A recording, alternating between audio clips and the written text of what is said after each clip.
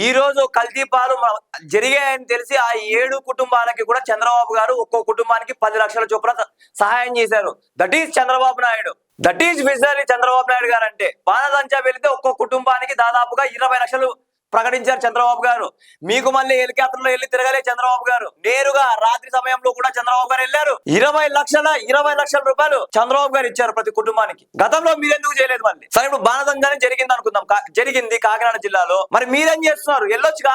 జగన్మోహన్ రెడ్డి గారికి అన్ని ఆస్తులు ఉన్నాయి, బట్ వచ్చి మీరు ఇవ్వకపోగా ప్రభుత్వాల మీద బురద చల్లుతారు. మీకు సిగ్గుండాలి ఫస్ట్. ప్రజలారా బాగా గుర్తుపెట్టుకోండి, ఇలాంటి నాయకులు వస్తే ఎవ్వరు కూడా భూమి మీద బతకలేరు. అసలుకి మధ్య తరగతి వాడు కూడా బతకలేని పరిస్థితిలో ఉంటారు. చంద్రబాబు సీఎం అయితే నేను షూ నాకుతా. రెడీ, కమాన్, వచ్చేయి. మీకు సిగ్గుండాలి ఫస్ట్. ఎల్లోసింగం మీడియా ప్రేక్షకులందరికీ నమస్కారం. అంబటి రాంబాబు మీద దాడి జరిగింది, అంబటి రాంబాబు గారిని వ్యక్తిగతంగా దాడి చేశారు అని ఇలాంటి కొన్ని వ్యాఖ్యలు అయితే కొడాలి నాని గారు చేస్తున్నారు. అసలు ఏం మాట్లాడారు ఏంటి అని ఆ వీడియో చూసిన తర్వాత మనం దాని మీద విశ్లేషణ చేద్దాం ఒకసారి. ఆయన మీద కాకుండా వ్యక్తిగతంగా ఆయన కుటుంబ సభ్యుల మీద, ఆడపిల్లల మీద,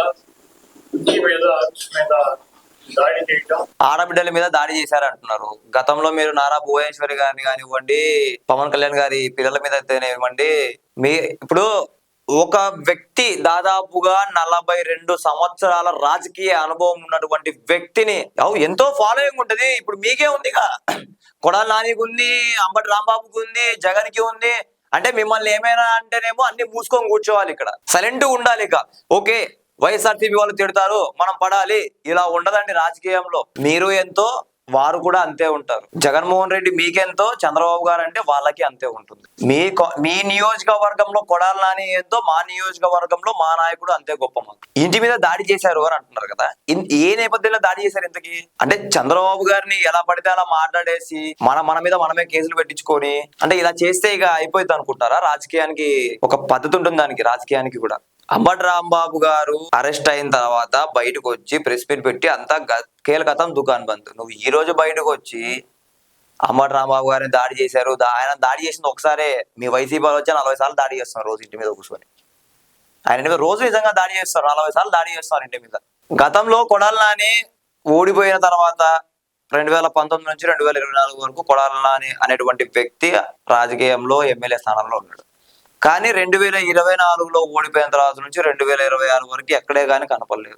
గతంలో ఏదో అన్నాడు, చంద్రబాబు సీఎం అయితే నేను షూ నాకుతా అని. రెడీ, కమాన్, వచ్చేయి. ఇక్కడ అంబటి రాంబాబు ఇంటి మీద దాడి జరిగింది, పార్టీ ఆఫీస్ మీద దాడి జరిగింది అంటే, గతంలో మీరు టీడీపీ పార్టీ ఆఫీస్ మీద దాడి చేయడం ఏంటి, పట్టాభి గారి మీద దాడి చేయడం ఏంటి, గన్నవరం పార్టీ ఆఫీస్ మీద దాడి చేయడం ఏంటి?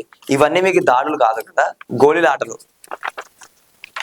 ఆడుకుంటారు కూర్చొని. మీకు సిగ్గుండాలి ఇలాంటి రాజకీయాలు చేయడానికి. వైఎస్ఆర్సీపీ పార్టీ ఓడిపోయిన తర్వాత నుంచి ఇప్పటి వరకు దాదాపుగా 2 సంవత్సరాల వరకు ఎక్కడే గాని ఏదే గాని మాట్లాడకుండా వైఎస్ఆర్సీపీ పార్టీలో ఉన్నటువంటి అంబటి రాంబాబు మీద దాడి జరిగితే ప్రజల సమస్యలు పట్టించుకోకుండా, ఇవన్నీ పట్టించుకోకుండా అంబటి రాంబాబు మీద దాడి జరిగింది, వ్యక్తిగతంగా దాడి చేశారు, అక్రమంగా అరెస్ట్ చేశారు అనేసి ఇటువంటి మాటలు మాట్లాడుతాడు. ఈ నేపథ్యంలో ఏమని మాట్లాడుతాడు అంటే, 2029లో కూడా వైఎస్ జగన్ అధికారంలోకి వస్తాడు అనేటువంటి మాటలు అయితే ఆయన నోటి నుంచి వింటున్నాం. అసలు ఏం మాట్లాడేది ఒకసారి మీకైతే వీడియో అయితే చూపిస్తాను, ఒకసారి చూడండి. జగన్మోహన్ రెడ్డి గారు ఇక్కడ ఉన్నది మీ పిరికి చేష్టలకి, మీ కొడత ఊపులకి బెదిరేటువంటి ప్రసక్తి ఉండదు. 2029లో జగన్మోహన్ రెడ్డి గారు మళ్ళీ ముఖ్యమంత్రి అవుతాడు. 2029లో జగన్మోహన్ రెడ్డి మళ్ళీ ముఖ్యమంత్రి అవుతాడని ఏ నమ్మకంతో చెప్తున్నారంటే వీళ్ళు, నెంబర్ 1 వచ్చేసి గత గవర్నమెంట్ ఉన్నప్పుడు కల్తీ మద్యం జరిగిందని చెప్పేసా.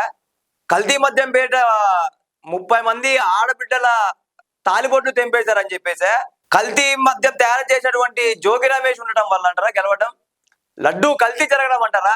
అక్రమ అరెస్టు చేయడం అంటారా? దళిత డాక్టర్ ని రోడ్డు మీద కొట్టి చంపడం అంటారా? ఎవరిదాకా ఎందుకు, జగన్మోహన్ రెడ్డి గారి అటువంటి వివేకానంద రెడ్డి గారి కేసు విషయం కూడా ముందుకు తీసుకుపోలేనటువంటి వ్యక్తి 2029లో అధికారంలోకి వస్తారంటారా? ఒకసారి మీరే ప్రజలారా ఆలోచించండి. కార్మికుల పొట్ట కొట్టడం కూడా జగన్మోహన్ రెడ్డి జరిగాడు. కార్మికుల పొట్ట కొట్టడం కూడా జరిగింది గతంలో. ఇసుకను ఆపేశాడు, అన్ని ఆపేశాడు, మైనింగులు చేశాడు. అంటే ఇవన్నీ చూసుకుంటే 2029లో జగన్మోహన్ రెడ్డి అధికారంలోకి వస్తారంటారా? ఇంకేం మాట్లాడో ఇందో ఒకసారి. మీరందరూ జగన్మోహన్ రెడ్డికి అండగా ఉన్నా, పలు దేశాల్లో ఉన్నటువంటి ముఖ్యమంత్రులు వచ్చి కలిసి ఇక్కడ క్యాంపెయిన్ చేసినా కూడా జగన్మోహన్ రెడ్డి అధికారంలోకి రాడు. ఇప్పుడు అంబటి రాంబాబు గారి మీద దాడి జరగగానే మీరు వెళ్ళిపోయి, కొడాలి నానేటువంటి వ్యక్తి వెళ్ళిపోయి ఏది పడితే అది మాట్లాడుతూ మళ్ళీ గతంలో చంద్రబాబు గారి ఇంటి మీద దాడి జరిగినప్పుడు ఎక్కడికి వెళ్ళారండి? ఆ గతంలో మరి నారా భువనేశ్వరి గారి గురించి మాట్లాడినప్పుడు మీరు ఎక్కడికి వెళ్ళిపోయారండి? అసెంబ్లీలో. ఈ రోజు మాట్లాడుతున్నారు ఇక్కడికి వచ్చి అంబటి రాంబాబు గారి మీద దాడి చేశారు, అంబటి రాంబాబు గారి పిల్లల మీద దాడి చేశారు, అంబటి రాంబాబు గారి కూతుర్ల మీద వ్యక్తిగత దాడులు చేస్తున్నారు. అంటే గతంలో కనపడలేదంటారు ఇవన్నీ, మనకి ఇప్పుడే కనిపిస్తున్నాయి అంటారు. ఇంకా ఏమేమి మాట్లాడుతున్నాడు అంటే చూపిస్తా ఒకసారి. ఎన్ని ఇబ్బందులు పెట్టినా, మీరు ఆఖరికి జైల్లో పెట్టినా, మమ్మల్ని ఏం చేసినా కూడా మేము మిమ్మల్ని ఎవరు ఏం చేయరు, మిమ్మల్ని మీరే నాశనం చేసుకుంటారు. కల్తీ పాలు తాగి రాజమండ్రిలో చనిపోయారు ఎంతమంది? 7. సభాకాయలు తయారు చేస్తా కాకినాడ వేటపాలెంలో 21 మంది చనిపోయారు. మీకు సిగ్గు శరం ఉంటే ఇది చూసుకోండి.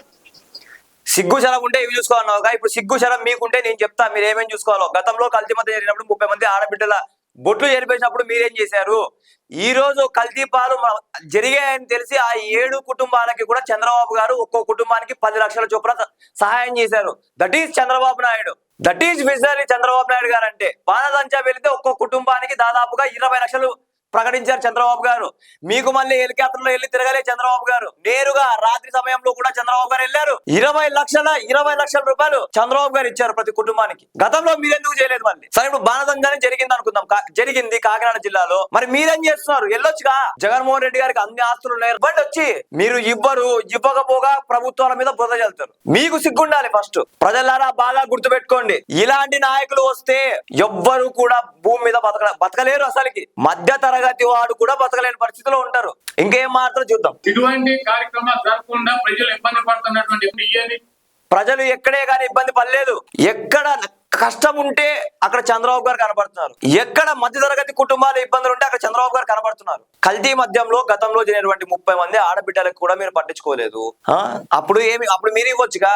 ఇప్పుడు కల్తీ పాలు తాగి 7 మంది చనిపోతేనే చంద్రబాబు గారు వెళ్ళి 10 లక్షల ఒక్కొక్క కుటుంబానికి 10 లక్షల చొప్పున వారికి ఫస్ట్ నష్టపరిహారం ఇచ్చారు.